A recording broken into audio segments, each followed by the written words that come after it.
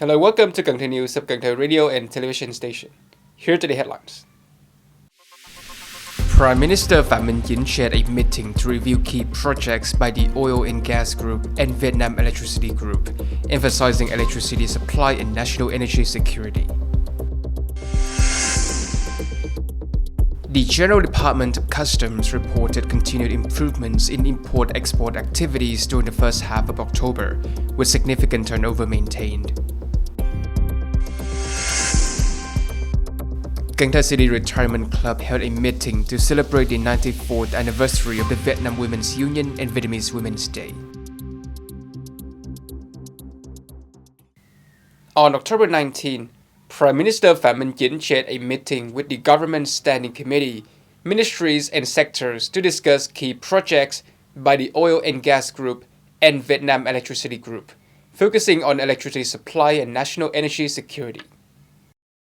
The Prime Minister called for urgent implementation of the government's decree on the direct electricity trading mechanism and emphasized the need to issue a decree on rooftop solar power development by October 19.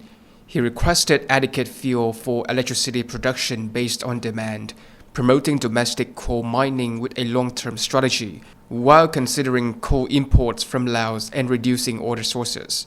He also directed the import of electricity from Laos and China and the prompt completion of power transmission lines. Specifically, the 500 kV Lao Cai Vĩnh Yên line should be finished in 6 months, and the 220 kV Nậm Sum Nông Cống line must be completed by 2024.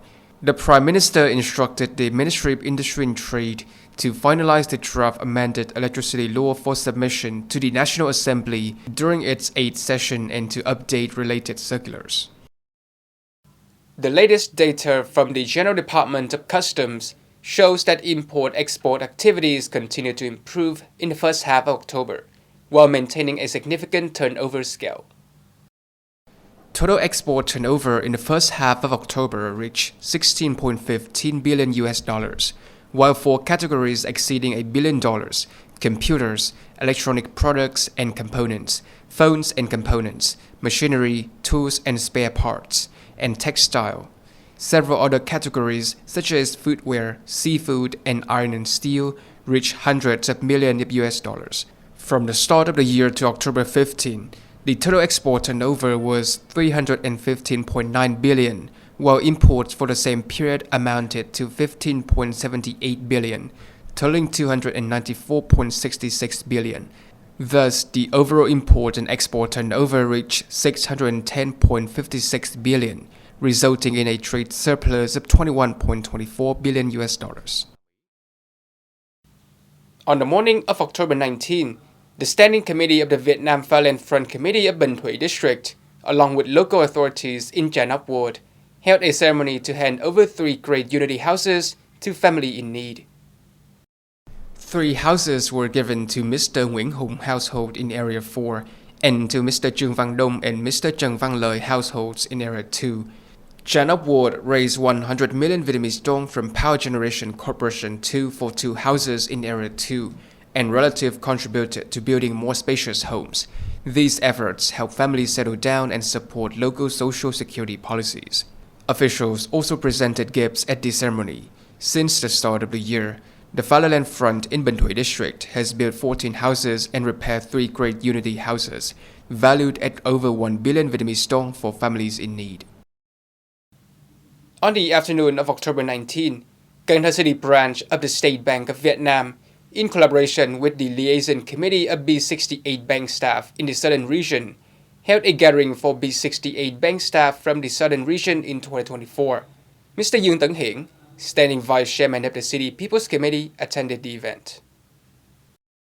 At the meeting, attendees enjoyed performances, interacted, reconnected, and reminisced about the nation's heroic years of resistance and the banking sector's tradition.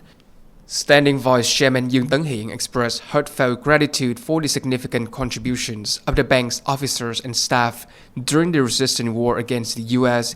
and in the efforts to protect, build, and develop the banking sector. He also provided an overview of the city's recent socio-economic situation, and encouraged banking leaders, officers, and employees to continue building on past achievements and upholding the heroic traditions of the B68 bank staff.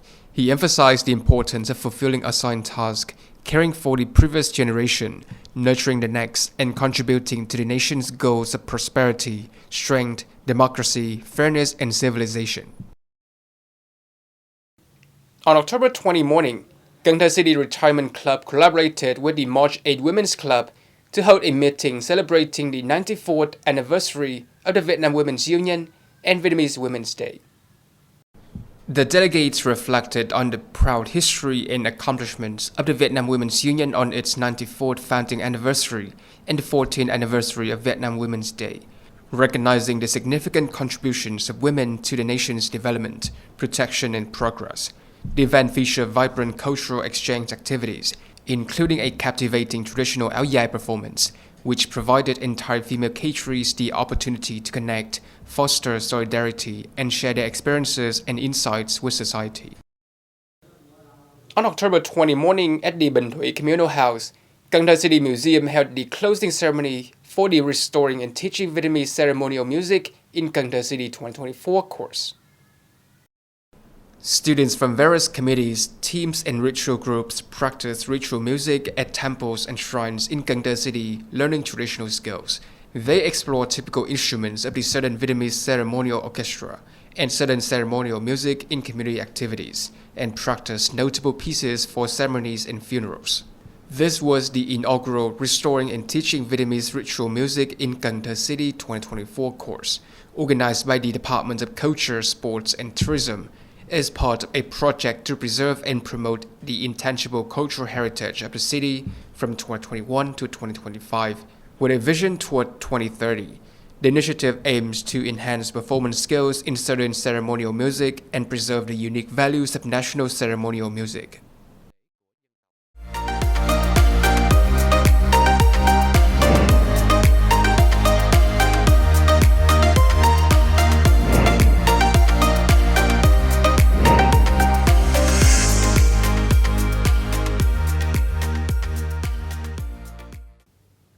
Ladies and gentlemen, over 2,000 years of history, Vietnamese Buddhism has been formed and developed. The practice and going to Buddhist ceremonies at Zen monasteries or temples has become a very important routine in spiritual life for those who are dedicated to goodness. And Trúc Lâm Phương Nam Zen Monastery, located in Phong Điền District, Cần Thơ City, is currently one of the spiritual destinations that attracts a large number of people. More to follow in the traveling around Cần Thơ this week. Trúc Lâm Phương Nam Zen Monastery was built with the total area of nearly 4 hectares, inaugurated and put into operation on May 17, 2014.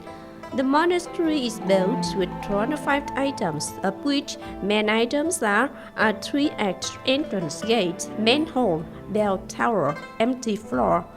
The materials are all made of limb wood, with about 1,000 blocks of wood imported from South Africa, built in the style of Lý Trần Dynasty cultural architecture, solemnly placed more than 60 Buddha statues on the premises of the Zen monastery.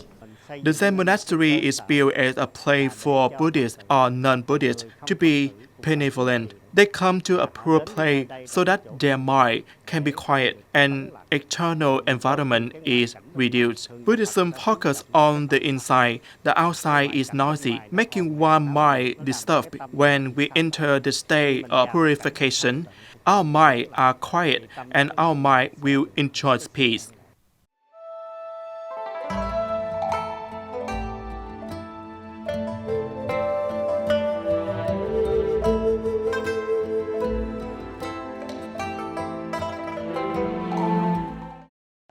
I know that in Cần Thơ there is a very famous Trúc Lâm Phương Nam Zen monastery, so today I had the opportunity to visit the Zen monastery. When I came here, I saw that the scenery was very spacious, airy, and very peaceful. I will pray for a peaceful country without war, for everyone to have a peaceful life, to be well cared for children to go to school, for families to have a peaceful life. The most impressive thing is the solemn experience of the monastery, which is designed in a so-called sophisticated way, attracting the eyes of the beholders. In addition to going to the temple, I also have vegetarianism or rebirth or helping my elderly grandparents to have my mind be directed as well as feel peaceful and relaxed. Every year, Trúc Lâm Phương Nam Zen Monastery has major holidays such as the New Year ceremony, the full moon, lunar January, the Buddha's birthday ceremony, Wulang ceremony, celebration of the Buddha's enlightenment, which upholds the value and role of Buddhism in building and developing society, contributing to promoting the tourism potential of Cần Thơ City.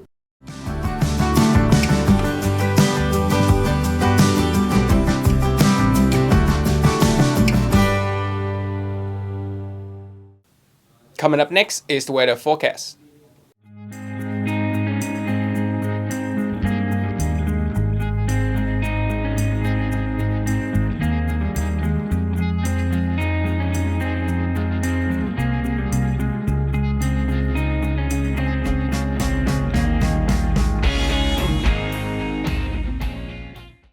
Thank you so much for watching, and I'll see you next time.